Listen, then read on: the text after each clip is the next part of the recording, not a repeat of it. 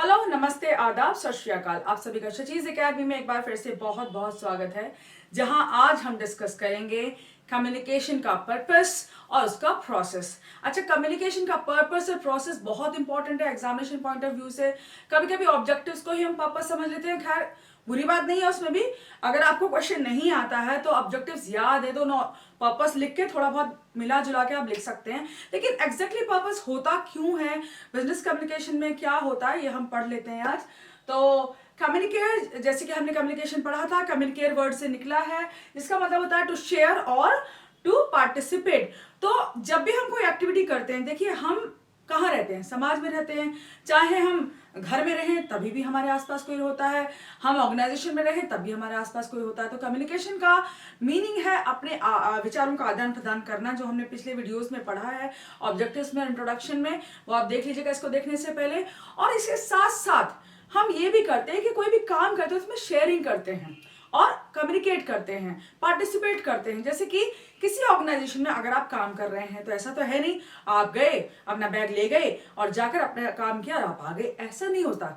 होता क्या है कि आपको किसी से काम लेना पड़ता है, कोई आपको डेजिग्नेटेड करता है कोई काम, उसके बाद उस काम को आप करते हैं तो हो सकता है कोई कठिनाई आए तो अपने सुपरवाइजर से पूछना पड़ता है, ठीक है। जब काम हो गया तो भी सुपरवाइजर को शायद बताना पड़े, या फिर कोलिग से कुछ पूछना पड़ सकता है, या कहीं कोई ऑर्डर डिस्पैच करना है, ऑर्डर कहीं से लेना है, मार्केटिंग करनी है तो आपको ईमेल भी भेजनी पड़ती है, आपके ऑर्गेनाइजेशन की रिपोर्ट पढ़नी पड़ती है। तो देखा आपने कितनी चीजों में हम कम्युनिकेशन करते हैं अपने ऑर्गेनाइजेशन में किसी भी एक काम को करने के लिए। तो खाली एक काम भी आपको बहुत सारे लोगों से कम्युनिकेट करने पे मजबूर कर सकता है। ऐसे घर में होता है, खाना चाहिए तो कम्युनिकेट करो, कुछ भी हमारे आसपास जो भी होता है या हम करते हैं, हम कम्युनिकेशन करते हैं, चाहे वो वर्बल हो। वर्बल जैसा कि हमने बताया था कैसा होता है, जो या तो रिटन फॉर्म में हो या हम बोल रहे हो ओरल फॉर्म में हो।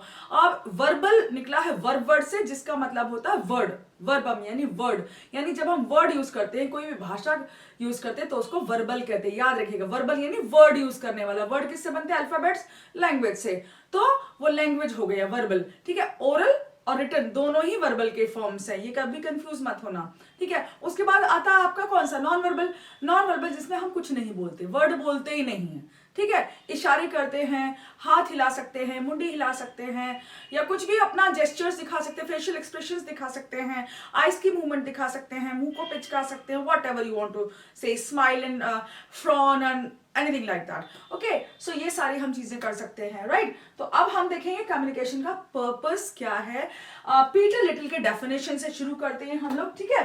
तो इसमें है communication is the process by which information is transmitted between individuals, organizations, so that it results in an understanding response। तो ये बेसिकली मैंने डेफिनेशन पहले भी दिया था कम्युनिकेशन का सीजी ब्राउन का, लेकिन यहाँ पे मैंने क्यों दिया है आप सोचेंगे, यहाँ पे इसलिए दिया है कि बिजनेस पर्पसेस में या ऑर्गेनाइजेशन में कैसे होता है। तो यहाँ पे ऑर्गेनाइजेशनल वर्किंग के लिए हमने ये डेफिनेशन यूज किया। तो कम्युनिकेशन कैसा प्रोसेस है, कम्युनिकेशन का प्रोसेस क्या होता है?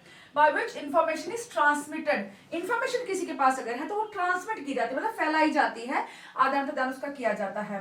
बिटवीन इंडिविजुअल्स, व्यक्ति विशेष के बीच में, व्यक्तियों के बीच में, जैसे आप सब लोग हैं, स्टूडेंट्स हैं या हम लोग हैं, सबके बीच में इंफॉर्मेशन भेजी जाती है। ऑर्गेनाइजेशन एंड और ऑर्गेनाइजेशन, यहाँ पे एंड और है, मैंने लिखा नहीं है, एंड और ऑर्गेनाइजेशंस, और ऑर्गेनाइजेशंस के बीच में।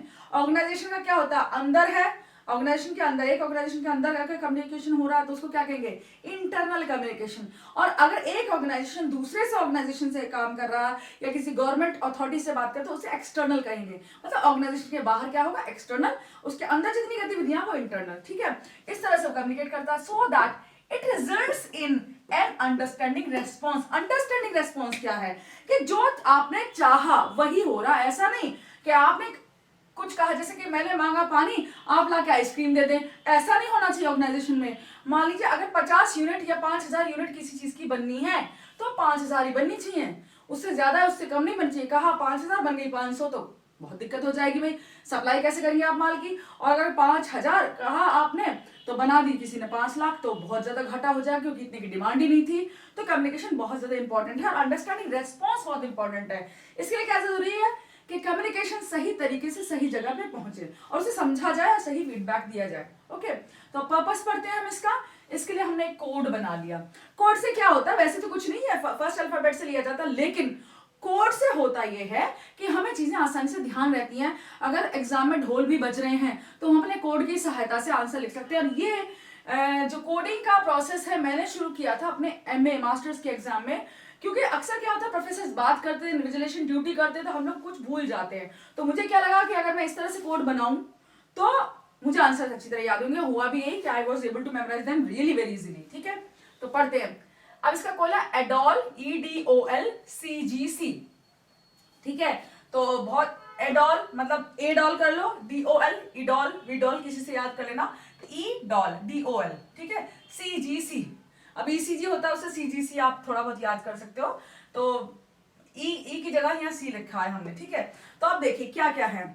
ई से बना हमारा एस्टैब्लिश द गोल्स। पहला एस्टैब्लिश द गोल्स। अब किसी ऑर्गेनाइजेशन के लिए जरूरी है कि कुछ गोल्स बनाए जाएं। ऐसा ना हो कि गोल ही ना हो, क्योंकि आपके पास में तो गोल बनाना बहुत जरूरी है कि हमारा ऑर्गेनाइजेशन करेगा क्या, यानी कि हमारे एक एरिया में सप्लाई करेगा माल की, या पूरे देश में सप्लाई करेगा, या एक्सपोर्ट करेगा, तो या फिर 5 साल में कितनी ग्रोथ करनी है, और बहुत सारे कितने लोगों को एम्प्लॉय करेगा, क्या प्रोडक्शन करेगा, या कितनी ग्रोथ वगैरह वगैरह, सारे उसके गोल्स जो भी हैं वो सारे डिसाइड करेगा। ठीक है, अब डेवलप प्लान्स, और उसके लिए क्या करेगा, वो डिस्कशन करेगा। देखिए गोल डेवलप करने के लिए क्या चाहिए, एक बंदा कर लेगा क्या सारे गोल डेवलप? नो, उसकी टीम होगी, जो मैनेजमेंट होगा, जो मैनेजमेंट टॉप लेवल मैनेजमेंट है, या औरों से सलाह लेके गोल डिसाइड किए जाते हैं, और आदान प्रदान करके भाई ये चीज सही रहेगी, नहीं ये नहीं सही रहेगी, ऐसे हम कहते हैं कि हाँ क्रॉस एंड कट कर करके हम लोग हिट एंड ट्रायल मेथड से अपने गोल्स बहुत अच्छे से जो हम अचीव कर सके, अचीवेबल गोल्स हों, और ऐसे गोल्स हों जो हमें प्रॉफिट दे सके, क्योंकि ऑर्गेनाइजेशन का मेन पर्पस तो प्रॉफिट कमाना है। आप कुछ भी इसके बारे में एथिकल स्टैंडर्ड्स कह सकते हैं, लेकिन फिर भी प्रॉफिट कमाना मेन मोटिव है इसका। ठीक है, तो गोल्स डिसाइड कर लिए, उसके लिए हमें विचारों का आदान प्रदान करना जरूरी है। तो मेन पर्पस का पहला ये है। दूसरा डी से बना डेवलप प्लान्स। तो पहला क्या हुआ, एस्टैब्लिश द गोल्स, दूसरा डेवलप प्लान्स। अब गोल्स को अचीव करने के लिए क्या करना पड़ता है, प्लानिंग करनी पड़ती है। याद रखिए स्टेप वाइज चल रहा है, प्लानिंग करनी पड़ती है। तो प्लान डेवलप करने के लिए भी क्या है, अब छोटा सा हमें पार्टी का प्लान भी बनाना है, तो दोस्तों में क्या होता है, अरे यार कहाँ जाना है, ऊटी चलेंगे, ऊटी कैसे जाएंगे, बस से जाएंगे, ट्रेन से जाएंगे, क्या करेंगे, कितना पैसा लगेगा, कहाँ होटल में रुकना है, कहाँ बुकिंग करनी है, एयर फेयर करना है, क्या क्या खाएंगे पियेंगे, सब कुछ इटिनरी हमारा डिसाइड हो जाता है। तो प्लान्स हमें करना पड़ता है। इस तरह ऑर्गेनाइजेशन में भी आपको सारी प्लानिंग पहले से करनी पड़ती है। उसके लिए भी विचारों का आदान प्रदान करना बहुत जरूरी है, कम्युनिकेशन जरूरी है। नेक्स्ट क्या आता है, ओ ऑर्गेनाइज रिसोर्सेस। अब प्लान, गोल बना लिया, प्लान बना लिया, उसके बाद भाई उत्पादन भी तो करना है, गोल से ही या प्लान से ही काम चलेगा? नो, कागजी कार्रवाई बहुत हो गई भाई, अब कुछ उत्पादन किया जाए। उत्पादन के लिए फैक्टर्स ऑफ प्रोडक्शन सारे एक्यूमुलेट करने बहुत जरूरी है। इकोनॉमिक्स का पोर्शन यहाँ आ जाता है आपका। ठीक है, तो रिसोर्सेज, जो भी रिसोर्सेज, देखिए लैंड, लेबर, कैपिटल चाहिए आपका, सबसे पहले तो कैपिटल ही चाहिए, उससे सारे रिसोर्सेज आ जाते हैं। पैसा नहीं होगा तो भाई क्या बात है, कुछ नहीं हो सकता।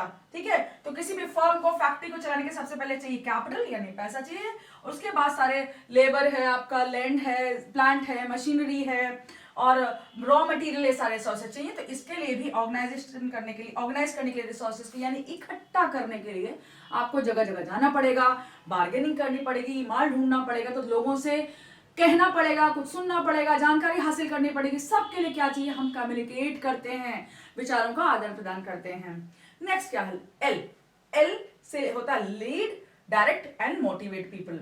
अब रिसोर्सेज भी ले आए हम, अब हमारे अंडर कुछ बहुत सारे लोग काम करते हैं, उनको क्या लीड करना पड़ता है, मतलब कोई लीडर हो, जैसे सुपरवाइजर तो छोटे से ग्रुप को लीड करता है, लेकिन जो मेन पर्सन है ना, जो सीईओ हो गए आपके, जो ओनर्स हो गए, सबको लीड करते हैं। मैनेजर भी लीड करता है, तो जो ऑफिशियल्स होते हैं नॉर्मली मैनेजमेंट, वो लीड करता है। तो लीड करने के लिए अच्छा क्रांतिकारी भाषण देना जरूरी है, और ओरेटरी स्किल्स के लिए आपकी कम्युनिकेशन स्किल्स बहुत जरूरी है भाषण के लिए। जैसे पीएम हो गए, सीएम हो गए, सारे के सारे भाषण देकर ही तो आपको मंत्रमुग्ध करके वोट आपसे लेते हैं। ठीक है, और सरकार बनाते हैं 5 साल के लिए। तो ऐसे ही एक लीडर को क्या करना पड़ता है, अपने ऑर्गेनाइजेशन में अपने बंदों को मोटिवेट करना पड़ता है, एम्प्लॉयज को, लेबर्स को, सबको मोटिवेट करना पड़ता है, यानी सारे ऑर्गेनाइजेशन को मोटिवेट करना पड़ता है। उसके बाद सुपरवाइजर वर्कर्स को मोटिवेट करते हैं और काम होता है। तो इसके लिए लीड करना पड़ता है, उन लोगों को लीडर बनना पड़ता है। डायरेक्ट डायरेक्शंस देने पड़ते हैं, कहाँ काम होगा, कैसे होगा, कौन करेगा। फिर मोटिवेट पीपल, क्यों करना चाहिए उन्हें काम। देखिए काम लोग जो है नॉर्मली वर्कर्स करते हैं पैसे के लिए नॉर्मली, लेकिन पैसे के लिए जब कोई काम करता है ना, तो वो इतनी अच्छी तरह नहीं करता है। लेकिन जब कोई बंदा मोटिवेशन के साथ काम करता है, मतलब अंदर एक जील हो, उसके अंदर एक आग लगी हो कुछ परफॉर्मेंस करने की, तो वो ज्यादा अच्छा काम करता है। तो इसीलिए हम मोटिवेट करते हैं। जैसे क्रिकेट में मोटिवेट किया जाता है कि भाई ये करो, हम टीचर्स होते हैं स्टूडेंट्स को मोटिवेट, भाई इतनी परसेंटेज लानी है आपको, ये कर दो वो कर दो। बच्चों को पेरेंट्स मोटिवेट करते हैं। तो मोटिवेशन आजकल हर बंदा मोटिवेशन ढूंढ भी रहा है, सदगुरु से ढूंढते हैं हम लोग, और बहुत सारे स्पीकर्स हैं आपके, महेश्वरी जी हैं, वो मोटिवेशन देते हैं। मोटिवेशन देने के लिए ऑर्गेनाइजेशन में भी आपको कम्युनिकेट करना जरूरी है, ये चाहिए आपको। देन एल से हो गया हमारा लीड, डायरेक्ट एंड मोटिवेट हो गया। फिर सी से आया कंट्रोल परफॉर्मेंस। अब मोटिवेट तो कर दिया, देखो पहला क्या था, गोल्स, दूसरा प्लान्स, तीसरा रिसोर्सेस, फिर है ये लीड, डायरेक्ट, मोटिवेट, ठीक है, एलडीएम, ठीक है, कंट्रोल परफॉर्मेंस, तो कंट्रोल परफॉर्मेंस, ठीक है। तो अब कंट्रोल का परफॉर्मेंस क्यों, देखिए मोटिवेट कर दिया, लेकिन क्या सब लोग इक्वली मोटिवेट होते हैं? नहीं, कभी नहीं होता। क्या है कि कुछ लोग तो इतने हाईली मोटिवेटेड पीपल होंगे जो सोचेंगे भाई ऑर्गेनाइजेशन मेरा भाई बाप है, बस इसके लिए कुछ भी कर डालूं। लेकिन कुछ लोग कहेंगे अरे ठीक है ना, मुझे क्या मतलब है, जो होगा देखा जाएगा, सैलरी सबको मिल रही है, सब काम करेंगे, मैं भी अपने हिस्से का कर लूंगा। तो कुछ लोग बहुत मतलब ऐसे कैजुअल होते हैं, उनको कोई मतलब नहीं होता ऑर्गेनाइजेशन कहाँ जा रहा है, क्या सैलरी मिलनी चाहिए बस। जैसे गवर्नमेंट ऑर्गेनाइजेशन में होता है, बच्चे कहीं भी घूम रहे हैं, कुछ भी हो रहा है, तो नॉर्मल एक टेंडेंसी, ऐसा नहीं कि हर टीचर ऐसे ही करता, लेकिन हाँ एक सिक्योरिटी है जॉब की, तो ऐसा होता है वहां पे। तो कंट्रोल परफॉर्मेंस यानी कि, लेकिन अगर आप पैसा दे रहे हैं, अब सीईओ हो गए, मैनेजर्स हो गए, सारे क्या देखते हैं कि क्या जिनको काम दिया गया वो ढंग से कर रहे हैं, तो वो परफॉर्मेंस को कंट्रोल करते हैं। इसके लिए भी कम्युनिकेशन डायरेक्शंस देने पड़ते हैं, ऑर्डर्स देने पड़ते हैं। जो लोग अच्छा परफॉर्मेंस करते हैं उन्हें अप्रेजल दिया जाता है, शाबाशी मिलती है, वाहवाही मिलती है, अवार्ड मिलते हैं सेरेमनीज में। लेकिन जो लोग अच्छा परफॉर्म नहीं करते उन्हें वार्निंग दे दी जाती है, नोटिस दे दिए जाते हैं। तो ये सब भी कम्युनिकेशन के साधन है, हम देखेंगे अभी क्या क्या होता है वहां पे, ठीक है। इसके बाद है आपका गेन ग्रेटर कमिटमेंट। तो कमिटमेंट के लिए भी करना पड़ता है। अब लोगों से कमिटमेंट लेना या उनके लिए कमिटमेंट होना, दोनों के लिए ही आपको जरूरी है कि कम्युनिकेट करें। कमिटमेंट यानी कि अगर एम्प्लॉय का कमिटमेंट है ऑर्गेनाइजेशन की तरफ, तो वो ज्यादा काम करे, कमिटेड है बहुत ज्यादा, वर्क कमिटमेंट बहुत है, और ऑर्गेनाइजेशन कमिटेड है। जैसे कोरोना के टाइम पे अगर ऑर्गेनाइजेशन आपका कमिटेड है तो आपको सैलरी दी होगी उसने घर बैठे, या फिर और बहुत सारे साधन आपको मुहैया कराए होंगे ऑनलाइन वर्क के या वर्क फ्रॉम होम के। लेकिन कमिटेड नहीं है आपकी तरफ तो कुछ नहीं, ये म्यूचुअल कमिटमेंट होता है। तो म्यूचुअल कमिटमेंट के लिए कम्युनिकेशन बहुत जरूरी है, आदान प्रदान विचारों का बहुत जरूरी है। Collect information from customers, suppliers, government. अब किसी भी बिजनेस को चलाने के लिए कस्टमर्स बहुत जरूरी है भाई। हमने बहुत सारा उत्पादन कर लिया पर खरीदेगा कोई नहीं, तो होगा क्या उस माल का, तो डिमांड होनी चाहिए मार्केट में। अब डिमांड कितनी है, क्या है, किस चीज की है, कब बढ़ेगी घटेगी, ये सारी चीजें कौन बताए, कस्टमर खुद बताएगा ना। तो कस्टमर सर्वेस करने के लिए हमें क्वेश्चनर भेजने पड़ते हैं, ऑनलाइन सर्वेस होते हैं उस सबके लिए। सर्वे भी एक तरह का आपका कम्युनिकेशन है, मोड ऑफ कम्युनिकेशन। सप्लायर्स से, अब सप्लायर्स क्या कर रहे हैं, रॉ मटेरियल की सप्लाई करनी है, या आपके माल की जो सप्लाई करते हैं वो भी सप्लायर कहलाते हैं। इंटरमीडिएट्स जो होते हैं, जो आपने माल उत्पादन किया, सप्लायर क्या आपके यहाँ से एक होलसेल में ले गए, बाकी उन्होंने सप्लाई किया। तो सप्लायर्स आपकी कंपनी के भी हो सकते हैं, बाहर के फ्रीलांसिंग भी हो सकते हैं। गवर्नमेंट, सरकारी महकमों से, सरकारी लोगों से, गवर्नमेंट से जो भी पॉलिसीज होती हैं गवर्नमेंट की ऑर्गेनाइजेशन के लिए, उन सबसे डिपार्टमेंट में जाके आपको टैक्स भी भरना पड़ता है, income tax, corporate profit tax भी भरना पड़ता है, और बहुत सारे डिपार्टमेंट से इनकम टैक्स वगैरह से डील करना पड़ता है, वो भी कम्युनिकेशन में आता है। तो पर्पस एक ऑर्गेनाइजेशन के लिए कम्युनिकेशन का क्या है वो हमने पढ़ा है, इसको आपने समझ लिया होगा। एक्सप्लेनेशन को सुन के आप अपनी लैंग्वेज में लिख सकते हैं, वरना ये अगर आपने ये सब याद कर लिया, इनके लिए 2-2 3-3 लाइनें लिख दी, कोटेशन लिख दिया वर्ड टू वर्ड। फिर से बता रही हूँ, कोटेशन वर्ड टू वर्ड लिखना, वर्ड चेंज मत करना। सो होपफुली ये टॉपिक आपको समझ में आ गया है, एंड कोई प्रॉब्लम हो तो you can always ask for the comments, ask in the comments to explain that particular topic. So आप पढ़ते रहिए इसी तरह, साथ बने रहिए। इसका आप ले सकते हैं, आपका स्क्रीनशॉट आप ले लीजिए, मैं हट गई यहाँ से। And with that, thank you so much, take care, be happy, be fun loving person and study well.